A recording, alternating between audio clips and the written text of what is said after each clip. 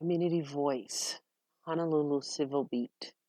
Hawaii should curb grab and go mentality in child welfare services. Lawmakers should take the money earmarked for more personnel and use it to ameliorate the worst aspects of poverty, by Richard Wexler. Thank you to Tammy for sharing this with us this day. All right. Case number 1. 6-year-old Ariel Sellers is taken from her home by Child Welfare Services. Relatives are ready to take Ariel in, but they say CWS ignores them. Child Welfare Services. Instead, Ariel is placed with strangers, Isaac and Luhua Kalua. Ultimately, they adopt her and change her name to Isabella.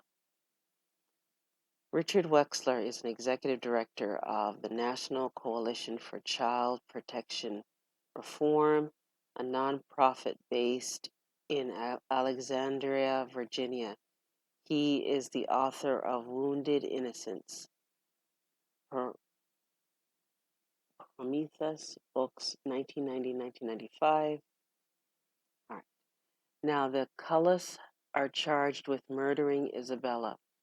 She allegedly died trapped in a dog cage with duct tape covering. I should have slated here, you guys. Stop. Some of this stuff is a little bit gruesome. Now the Lewis is charged. Yeah, she allegedly died trapped in a dog cage with duct tape covering her mouth and nose. CWS still won't place her siblings with relatives. Case number 2. Bella is in her 5th grade classroom when suddenly she is told her father has come to her school to pick her up. But the man is not the man she considers her father. Rather, it's a man she barely knows. Indeed, a court order bars any contact, but that doesn't stop CWS. In what a judge would call a grab and go, CWS flies Bella to the other end of the state and leaves her with the father she barely knows. Neither of these cases is a result of CWS not having enough money or enough personnel. Rather, they demonstrate how children are harmed when an agency that operates in near absolute secrecy is given near absolute power over some of the most powerless members of our society. Families that are overwhelmingly poor, and in Hawaii, disproportionately mixed race of Pacific Islanders. Yet over and over, solutions proposed by the state lawmakers involve making this agency even more powerful by making it bigger. That's like seeing an out of control fire and deciding the best answer is more gasoline. So, State Representative Sylvia Luke practically demands that CWS ask for more money to hire 48 more people, apparently on the theory that one of them would have checked more carefully before grabbing Bella and going. But as Civil Beat reports, 85% of the time when CWS wants to tear a child from everyone he knows and loves, they don't even bother to ask a judge first. They just grab and go. It's not because no one is checking, it's because no one wants to check. The theory, of course, is that CWS needs to grab and go because sometimes a child is in imminent danger. Occasionally that's true, but 77% of the children torn from their parents in Hawaii are taken because of allegations of neglect. Occasionally that can be extremely serious. More often, neglect is a euphemism for poverty. Hawaii, an outlier. Hawaii already takes away children at a rate of 35% above the national average. Even when rates of child poverty are factored in making CWS 48 people bigger. will only make the state even more of an outlier. Even as she called for adding more positions to CWS, Luke and her colleagues turned down planning funds for a new jail. Why? Because Luke explained many of those jailed are there only because they can't make bail. Basically, you're putting people in jail because they're poor, she said. So at the very same meeting, Representative Luke refused to spend more to jail people because they're poor while demanding that the state spend more to take away their children, who often are taken because they are poor. Hawaii's grab and go approach makes all children less safe.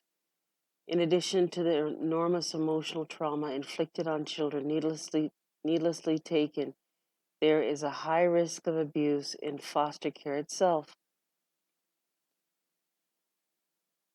Rather than fund the positions for CWS, the legislature should put more money into concrete help to ameliorate the worst aspects of poverty, things like childcare, subsidies, housing, assistance. Of course, most foster parents do not wind up accused of murder like the Kalas, but study after study finds abuse in 1/4 to 1/3 of foster homes, and the rate in group homes and institutions even is even worse. Is even worse. Okay, but you can't mix that by doing something else. Some lawmakers have proposed making foster parents who adopt second-class parents subject to government scrutiny even after an adoption is finalized. Then they are simply foster parents by another name. Instead, Hawaii needs to stop confusing poverty with neglect and wring the grab and go mentality out of CWS. That will give workers more time to scrutinize potential foster parents before children are placed. And with fewer children taken, CWS won't have to lower standards for foster parents or be tempted to ignore signs of abuse in foster homes. CWS needs to be understood for what it is, a police force. Right.